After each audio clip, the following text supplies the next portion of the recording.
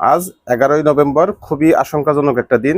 একদিকে জামাত ইসলাম সহ ৮ দল, সমমনা ৮টি দলে তাদের সমাবেশের ডাক রয়েছে।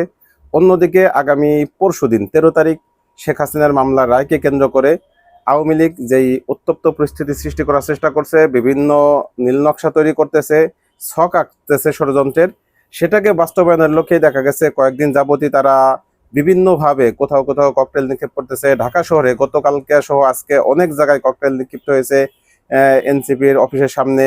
এরপরে বেশ কিছু বাসে আগুন দেওয়া হয়েছে। ঢাকার বাহিরেও কোথাও কোথাও এইগুলি ঘটেছে। তো এই যে একটা পরিস্থিতি, আসলে এর শেষ কোথায় এবং এর থেকে উত্তরণের পথ কি? আমার মনে হয় প্রশাসন যদি খুব সতর্ক থাকে, হয়তো সবগুলি ঘটনার সাথে সাথে ধরতে পারবে না, তবে কিছু কিছু সেখানে ধরা সম্ভব। অর্থাৎ কোনো কোনো দুষ্কৃতিকারীকে যদি ধরা যায়, অন্তত 10 জায়গায় যদি এই সমস্যা হয়, তার 2 জায়গা বা 3 জায়গাতেও যদি এদেরকে আটক করা যায়, তাহলে মূল ঘটনা উদ্ঘাটন করা যাবে এবং এর সাথে সরাসরি কারা চক্রান্ত করতেছে এবং কারা কারা জড়িত সেটাও বের করা যাবে। এবং এদেরকে যদি পাশার থেকে ছাপ্পা মারা হয়, সিল মারা হয় ভালো করে, তাহলে এই ছাপ্পা দেখে বা এই সিল দেখে অন্যরা মোটামুটি একটি শান্ত হওয়ার সম্ভাবনা রয়েছে। এভাবেই পরিস্থিতি আমাদের শান্ত রাখতে হবে। এছাড়া আমাদের আগামী 13 তারিখে সারা বাংলাদেশের সকল মানুষের খুবই সতর্ক থাকা উচিত এবং আমাদের মাথায় যেমন পতাকা, তেমনি হাতে লাঠির বাঁশ, এটা থাকাটা জরুরি।